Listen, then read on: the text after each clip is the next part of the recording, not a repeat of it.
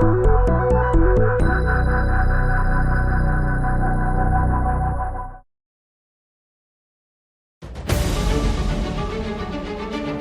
following program contains material that viewers may find unsuitable for younger children. A parental control system is advised.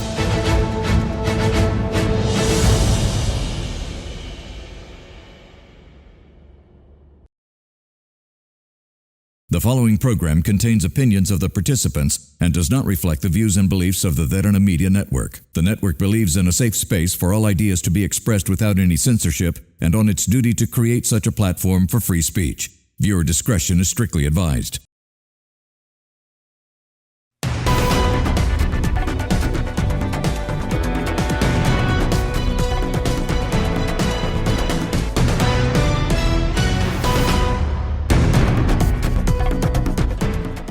Hello and welcome to TPS, the public square on other Derana news channel. The platform you, the general public, gets the ideas, opinions and also answers to your questions and also both sides of the conversation. Now joining me today in my conversation representing the National People's Power is Ms. Dakalanga Senasinghe. Thank you very much for your time.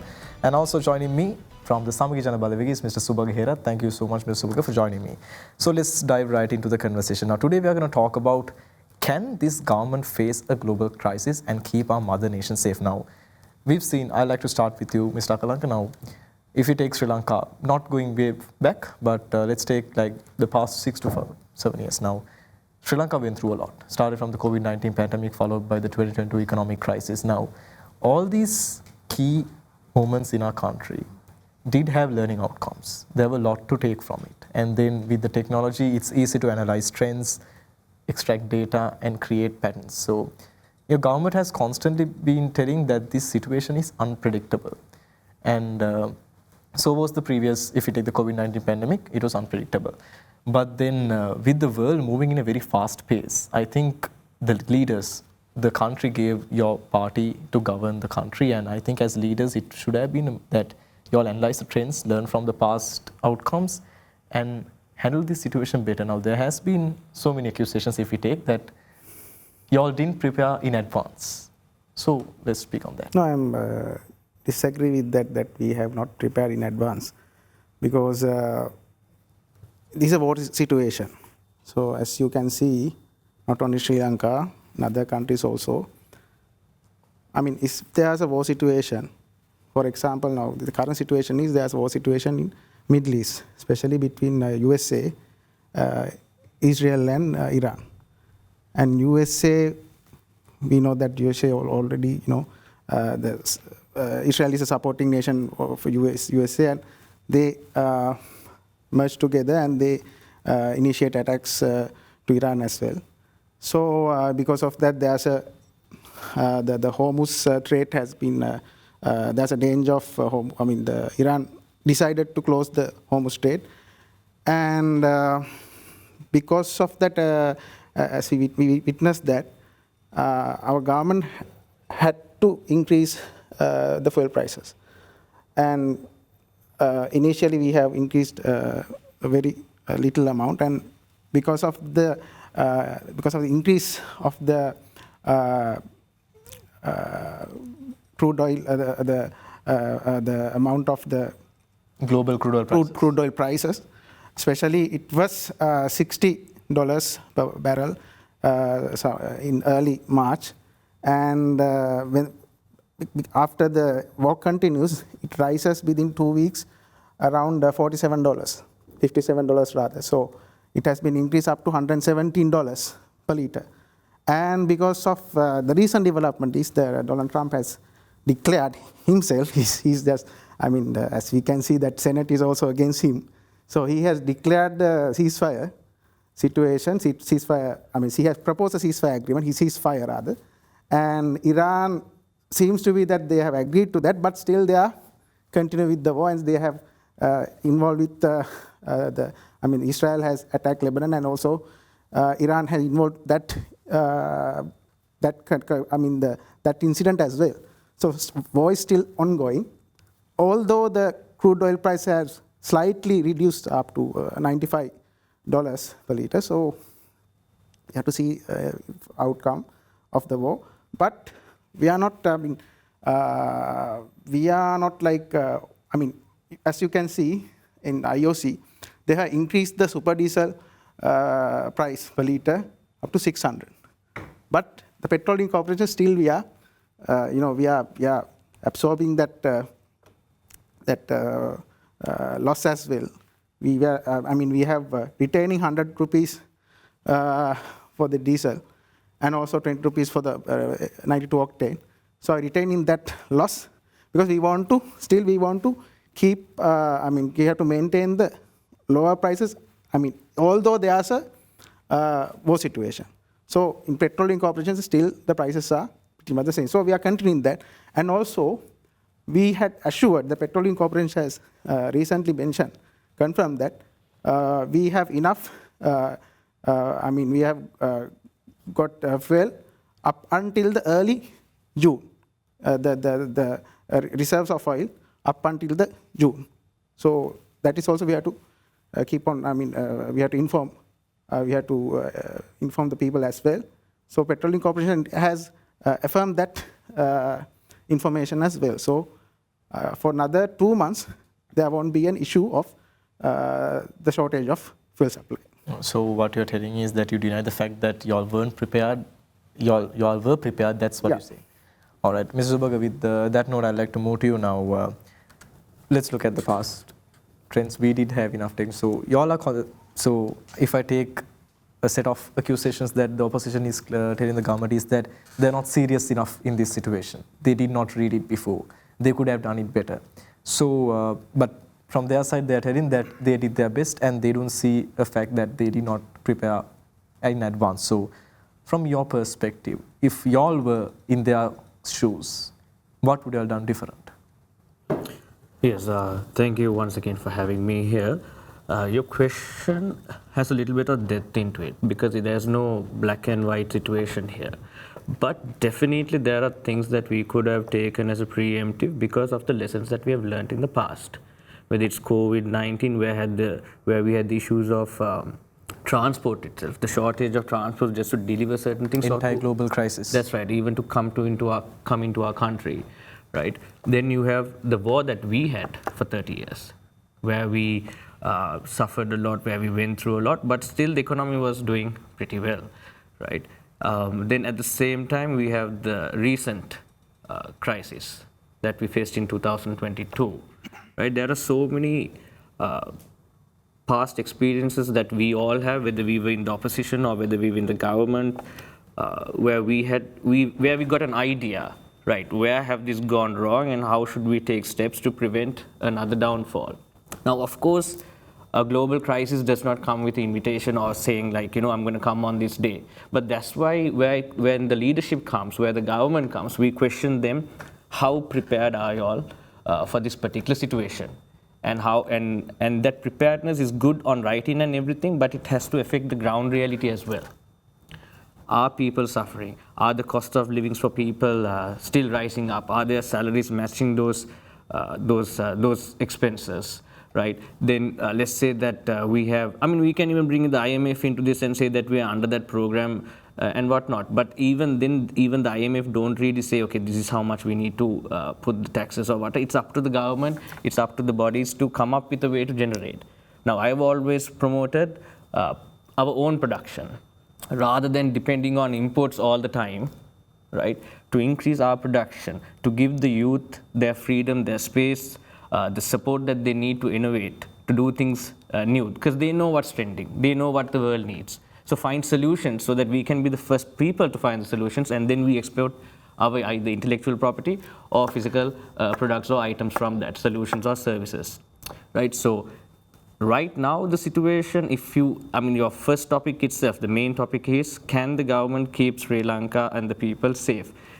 Can keep it balanced, right? But I wouldn't say that we are safe. We can't predict that, first of all. And that is why we need to not sugarcoat it and really start working hard on preventing whatever we can see. Because everything is a chain reaction, right? The moment the crude oil gets more expensive, your transport cost gets expensive, your electricity gets expensive. Then what happens? The consumer buying power reduces again. And then you're returning back to, yes, and then you're returning back to inflation.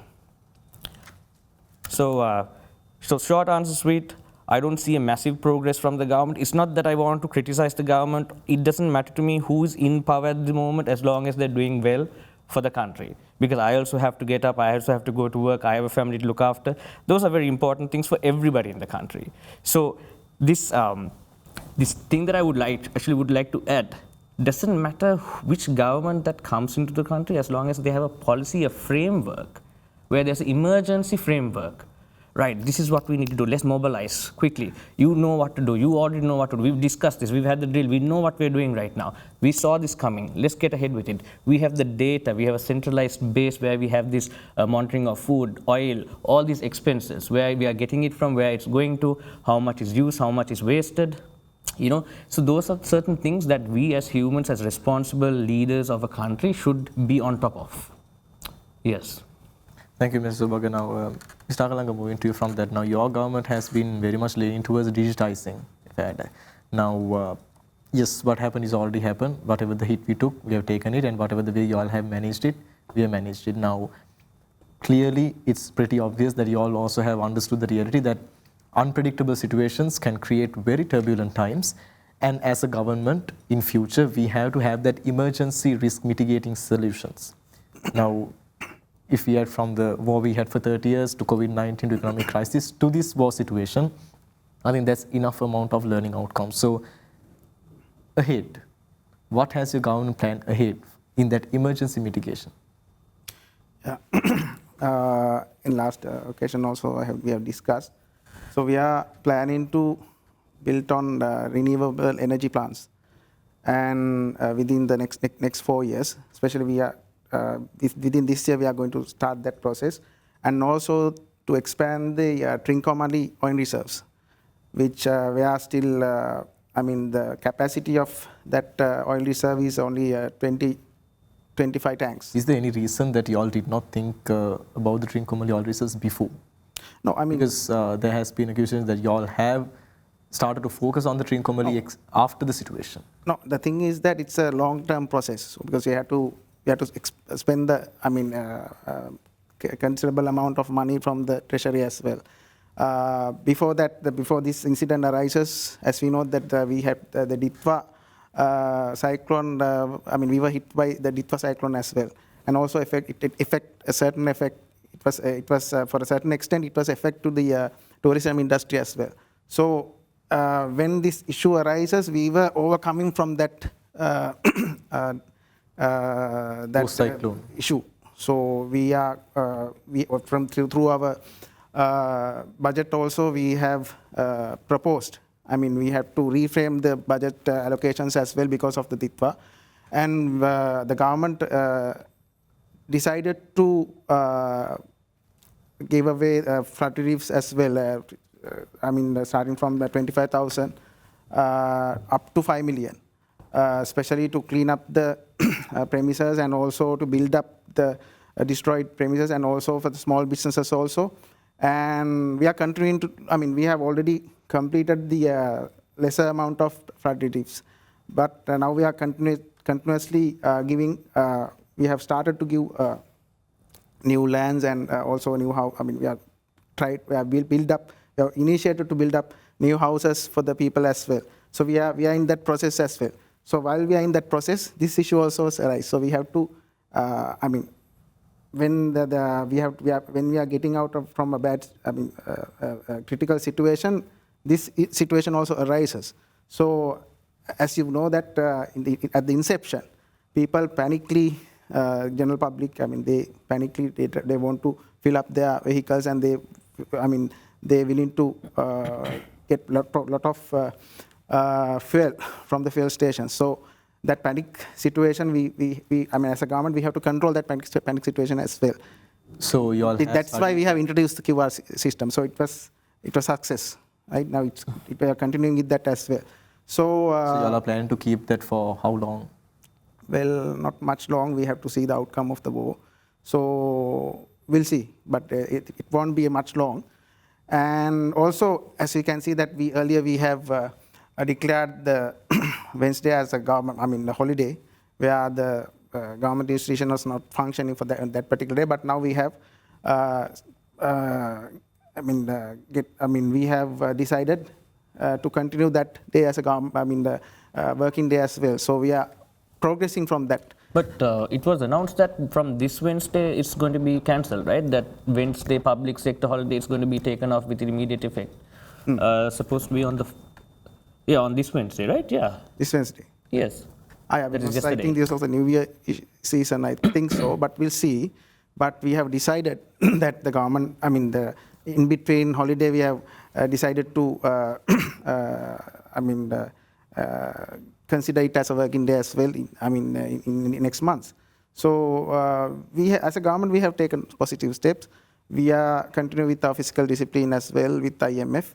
So also we have got a good positive notes from the IMF officials as well.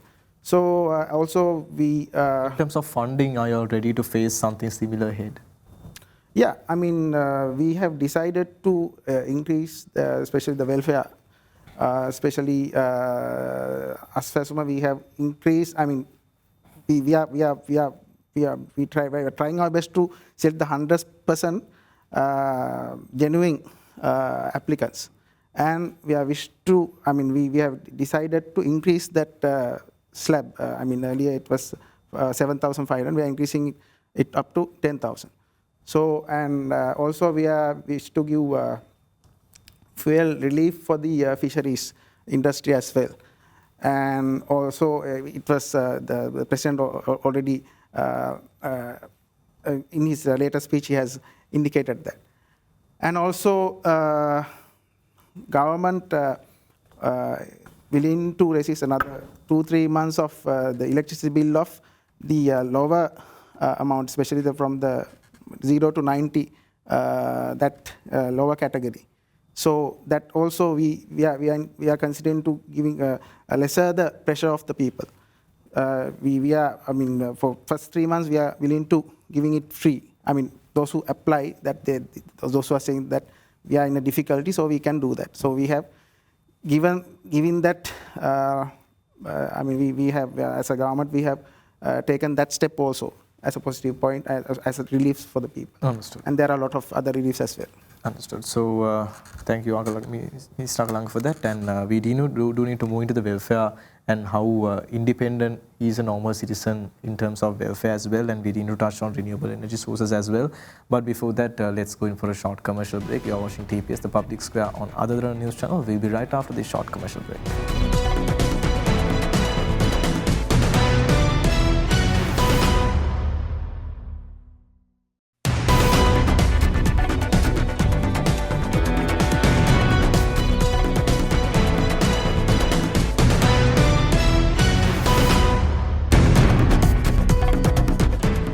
Welcome back to TPS, the Public Square on Other Derana News Channel. Before the break, we were talking about whether Sri Lanka can tackle a global crisis and what's the updates so far. Now, Ms. Subhaga, I'd like to come to you now. They mentioned about renewable energy, and renewable energy has been something that's been in the conversations for a longer period of time. Now, with the look of it, everything goes and finally stops in fuel or coal, which are non-renewable energy sources. Now, what's your take on that? Can Sri Lanka maximize? Definitely Sri Lanka has all the necessary capacity to go for renewable energy. So yes. What should the government do in terms of that? I'll put it this way. If the other governments have failed to do it, then at least this government do it. Stop waiting. It's been 1.5 years plus. This government is not just elected to catch robbers and thieves and murderers and put them into jail. Their main job, our main job, is to look after Sri Lanka and the people of Sri Lanka, right? So what do we have in our country? People facing something every day or the other, some sort of expense and the increment of that expense. If it is going down, then we can at least be, happy. If it always goes up but doesn't come down as much as it should or back to where it was before, because that's how inflation works. Right? But then there are certain things that we don't have to depend on. I've been saying this, do not keep depending on our imports, fuel, crude oil. So let's say at least we bring the crude oil, at least we have a refinery plant here to make that crude oil into diesel, petrol. Something more sufficient than what we are doing right now. Even I think before there was another program before I was mentioning the major exports that we have, and that's the lithium that comes in the battery. We are exporting it, but we don't have a upsell product. We don't have a product from it. So we are selling tons of it, and then we are importing batteries back to the country by paying a price which is 3-4 times more than that, whether it's for a car, whether it's a mobile phone, or whichever.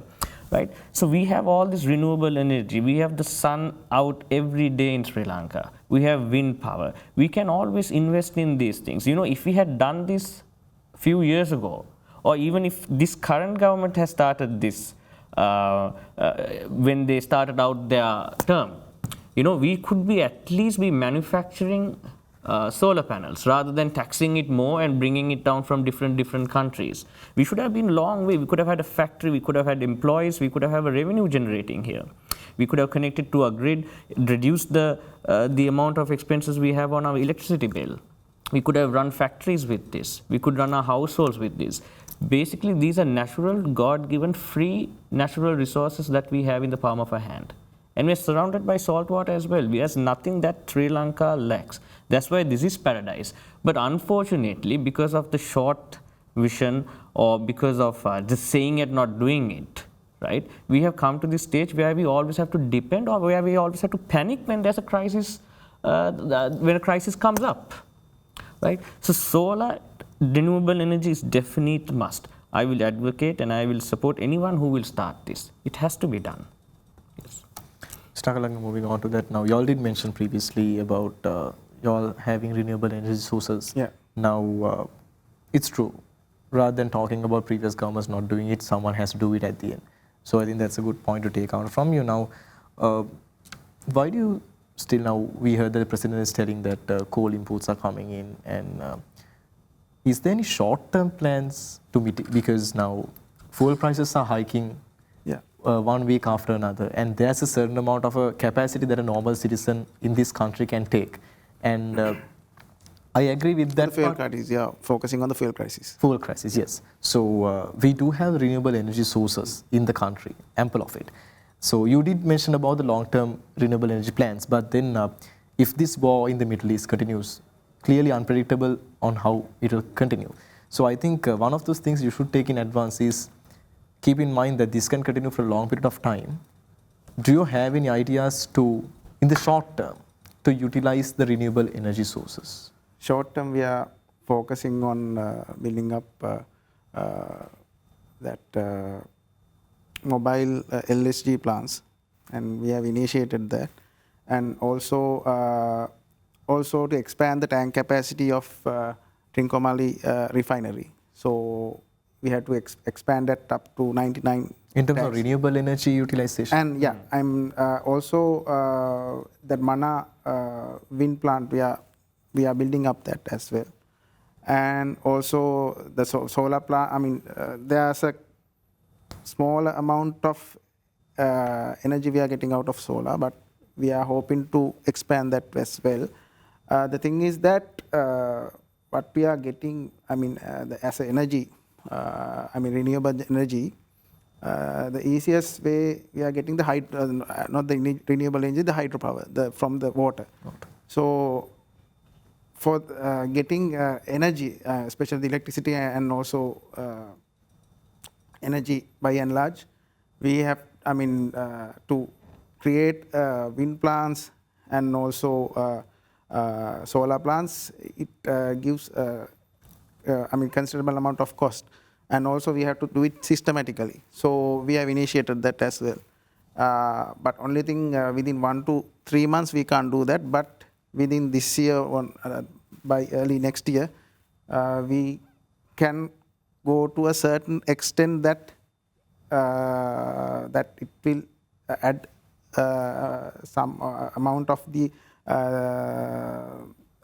I mean the amount to the electricity as well, by and large. So we are focusing on that, and also we are hoping to develop the IT services, and also we are hoping to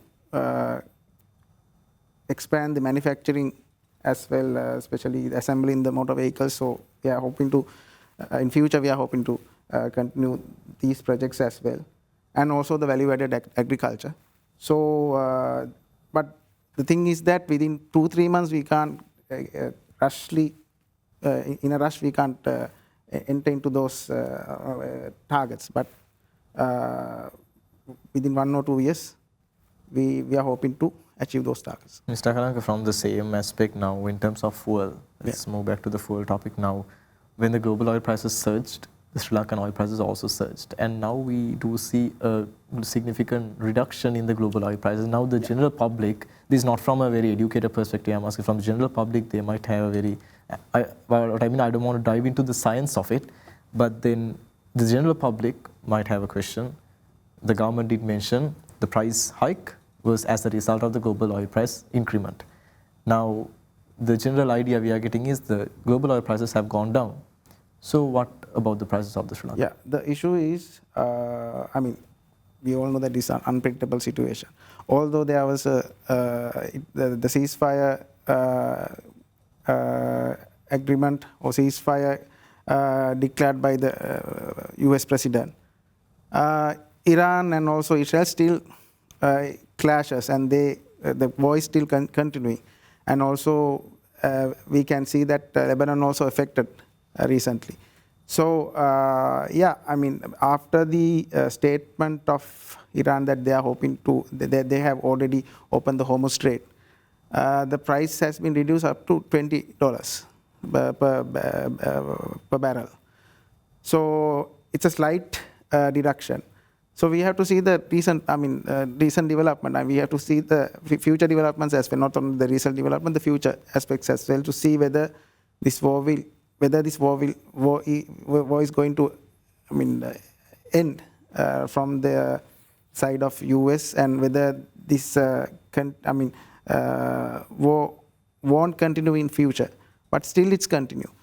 So it's a very tough situation, but as I mentioned before, we have decided, especially the president's latest speech, and as we can see, the prices of fertilizer also has been increased.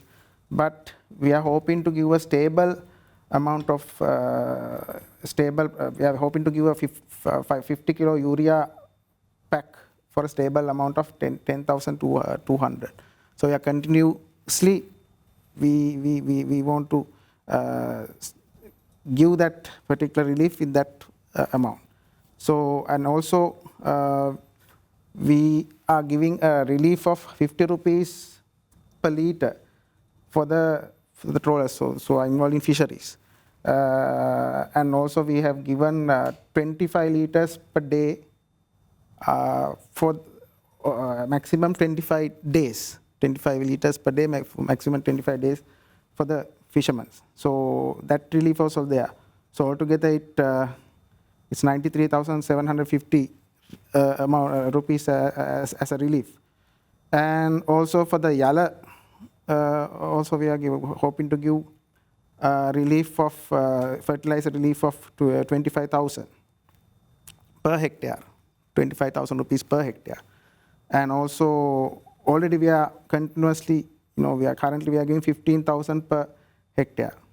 And for the Yala Kanne, we are hoping to, wish to give 18,000. So your point is that the prices are going up. It's not a good time to play with the prices, but then you all are giving relief. If the price go down rapidly, so we'll consider it and we'll reduce the prices. But definitely we are, as a government, with a socialist government, so we hope to give relief to people as much as we could. So that continues to do. Any take on that?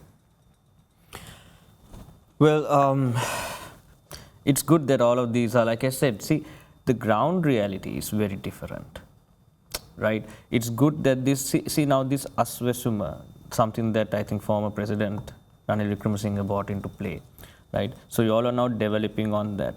Then the QR that Kanchana, former Minister Kanchana brought in, you all are developing on that, right?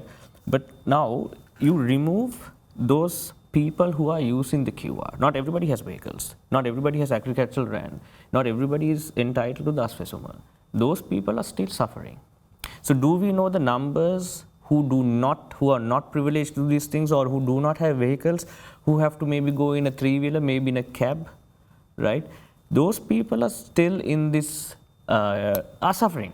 Day to day, they see their living expenses going up, so they need to go back to survival mode. What am I going to do to earn? What am I going to do so that I can send my kids to school, to put dinner on their table, to pay the electricity bill, to pay the water bill? And the best part is, sometimes even though we are paying for these services, we are not getting the value for that service. There can be water cuts, there can be power cuts, right? There can be scarcity of fuel. There might not be in the station, right? Now, I'm not saying that you all are responsible for all of this, but again, the preparedness is the most important part, right? Because Sri Lanka has gone through everything. Now, even Ditwa is a very good, actually a global crisis, you can say, because it's a natural crisis that we hit. When that hit, again, our roads were blocked, our supplies were destroyed, our food was destroyed, right? Those storage, all of that were destroyed. Right, so now we are giving them more relief funds. Yes, good. But we also like to have this concept. I mean, I would like to bring in this concept where we give these people the rod rather than the fish every time they need to eat, so that they can catch their own fish. Right? Because again, coming back to where we are going to be prepared, a country cannot be destabilized if we are the ones who are producing it. Because then we are the suppliers. We are the ones with the store. We are the ones with the goods. Right, you need it, okay, this is the crisis right now, so we are going to increase this right now to our advantage. But right now the tables have turned. We have to negotiate with our allies, China, India, Western countries, and see how we can get the best support from them. Right? And again, in this situation, we are limited to that because we have current debts already that we need to pay off. So the amount of negotiation, the amount of conditions, the amount of that we can borrow to help the relief the people of our country is also very low, right? So those are certain things that, when you just brainstorm, when you just go through, when you just put yourself into every single individual of the country, that is maybe a doctor, maybe a fisherman, maybe a housewife, maybe a student, they all go through in different ways. So coming up with a solution for this one area is not going to really help everybody. It might help a certain sector. Right? Now, I don't know how much 1 hectare, 25,000, I don't know how much that will help. I initiated that, so it will take some time, but we have taken the initial steps. And also that for the units up to 90 units, so government willing to pay first 3 months, I mean, not for a term of 3 months for those who are using 0 to 90 units, not for all, but those who are willing to, those who are in a difficult situation because of the rise of electricity. Yes. So I'm sorry to interrupt you, sir. So now, there's another question that I want to see. See, I want this to be clarified. Now, we say that you're going to give whoever uses 80 or 100 units below, that relief, right? The lower category. Yes, especially. But remember that President Anurakumar Dissanayake came into power with the promise of reducing it by 3/3, right? 33%, 50%, etc. Now, this war came very recently, right? But there were no significant reductions on the electricity costs. Initially, we have reduced it up to 18%, but then because of the, we have to face the incident and also this fuel crisis also. We were forced to increase that as well. But in future, we are willing to give that relief for the people, and we are willing to reduce the price of the electricity as well. So because we are willing to go to the renewable energy. I'd like to match a point where Mr. Subaka mentioned that we need to give them the rod and let them catch the fish. Now, it's true, welfare is required for the people in our country, but then what if the people get used to this welfare and they depend on it in the coming days? What steps have you all taken to make sure that people who are in the level of, who needs the offering of welfare, has steps to make sure that one day, maybe them or their next generation that can come to a level where they are independent so that they can find their own way even in a turbulent time? Yeah, we have to make sure that the accessible relief go to the right people. So it is a long process, right? The list was created from, in divisions, especially through divisional secretariat and also in the grassroots, from the Grama Sevaka, Gramanidari, he knows, I mean, it comes through from the root. So there's a process. So from the grassroots level, we are, we have to select the proper, eligible people, and we make sure that more than 80%, the people who are eligible for the Asra-Suma, they are receiving that. But we are hoping to reduce that amount as well, introducing new industries and giving the training to the youth as well. And rather than depending on the government, we have plans in future. But currently we have to reduce the attention of the people. So that's why. Yeah, because one of the biggest problems I see as an opposition person or as a young politician or someone who's trying to prioritize the country over anything else, we are, as the government itself is depending on imports and other countries, right? So naturally the people are also going to depend on the government. See, that borrowing it's a never-ending cycle. Whenever there's a crisis, we have to go more in depth. We have to ask for more relief funds. Then the people also go into that same crisis with the government, and then they are also looking towards the government for more funds. As in expecting the government to step in when they fall into the same pit. So encouraging dependency is very important. I mean, even for a child, even in their school days or, when they're working, when they're going out of the world, dependency is something that has to be promoted from a government. On that note, I think we have very ample of time remaining. So we need to head to a short commercial break. We'll come back with our closing remarks. You're watching TPS, the public sphere on Ada Derana News Channel. We'll be back with our last segment right after this. Stay tuned.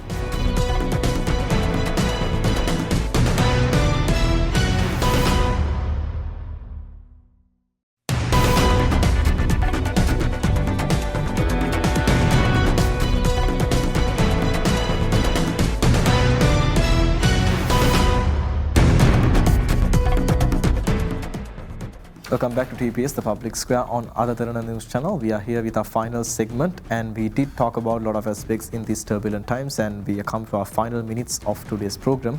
So I'd like to jump into the closing remarks now. Gentlemen, we did talk about major aspects and everything now. If you take the long-term impact, now Sri Lanka has not been in a very stable situation if you take the previous few years. People come to normalcy, again fall into some misery, and again come out of it now. I'm pretty sure the people also want something uniform. So if you take the current crisis, this can come again, and also the people are concerned about the fiscal burden that this whole situation is creating, because we did get some loans, infrastructure loans, and also some from the ADB, and also World Bank gave us loans. So these all added to our debt as well. So this might not affect now, but then in a few years, this can be another problem. So to the general public, if both of you can give us closing remarks. I'll start from you, Mr. Bug, and then give you the opportunity to give the final remarks. So as a people, what can they expect and how the government should do it? And as people, what responsibilities can they take to be a good citizen in this moment? Good, it's a fair question. See, we are in a very modern age, modern year, right? There's no information that can be really hidden to us. There are certain things, using our common sense, we know what will happen, what's going to happen, right? So there's a part where the people have to play, where we know something's going to happen. Are we going to support this, or are we going to criticize it, or make the situation worse? There's only three options there, right? So as people, we also need to know where we stand, what to believe, who to trust, what they need to do, what kind of action plan they need to have. Personally, maybe even in the offices, in their families, in wherever they are, right? It's unfortunate that we're in this situation because we have gone through so much of turmoil. People are basically really surviving now, right? And it's one surviving episode after the other. Right? I mean, the amount of things that just my generation has gone through. Let's say that we are in our 30s, 40s. This is the time where we work and we build our empire. We build our savings account. We try to have a family, put our kids to school. These plans, go on a trip, go on vacation. These buy a house, buy a land. These dreams are destroyed, right? You have to hustle a lot just to even come to a certain, let's say, I'm okay with this life. It's not what I want. I can do better. I have the potential to do better, but in this country, I cannot. Now, at the same time, we can't go to another country and establish ourselves either, because we'll always be second-class citizens. So what I can tell the government, what I can tell even the opposition, even the people of our country, work together so that we can build a better economy for all of us. Right? If there are new things, if the opposition is saying something, I hope that the government also will be able to listen without criticizing or taking them as a fool or a joke, because there are certain people in the opposition that can give really good advice to certain situations. They're very analytical, they can see the future, they have connections with other countries, relationships. So they're all there to help. Right? So I would like to say as my closing thing, work together. If you see something that's going to happen that's obvious, try to take precautions, try to take steps as much as you can to safeguard your life and day-to-day work. Thank you, Mr. Baga. Mr. Akalanka, final thought on you. Let's keep it very short. What can the people expect from the government, and what is your message from the government to the people so that you all work together, like Mr. Baga mentioned, and put this situation under control? Yeah, now as you can see, recently there was the parliament has approved the emergency situation through a majority vote. So still the emergency we are continuing with the emergency situation as well. So from the government perspective, we are hoping to advise people, try as much as possible to reduce the usage of electricity, and also you have to use the fuel efficiently. You have to reduce it as much as you could, right? But we can assure that still we are not in a fuel shortage up until the early of June. The Petroleum Corporation has confirmed that. So that assurance we can give as a government. And also we can't forget that the Sri Lanka as a country was in a very bad situation in 2022 as a bankrupt country.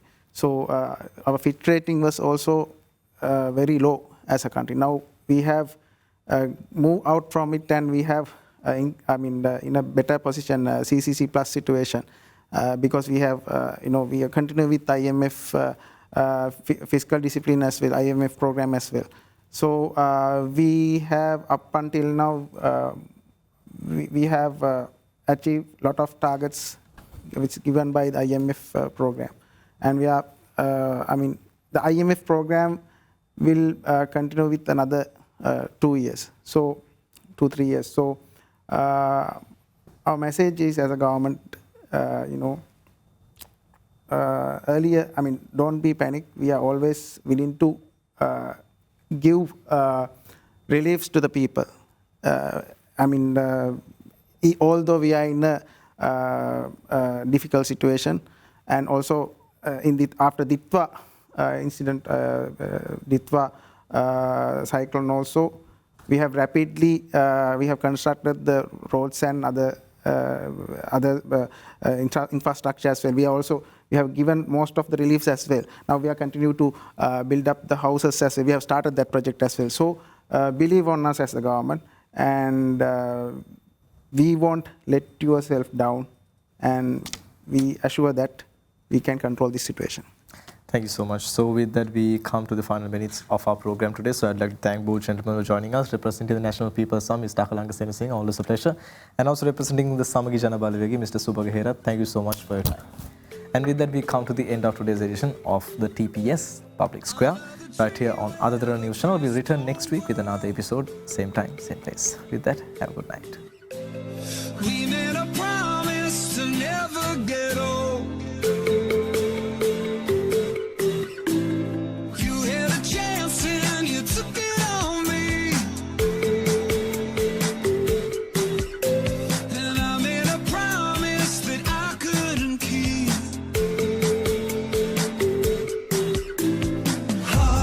Heartbreak all over town, but something flipped like a switch when you came around.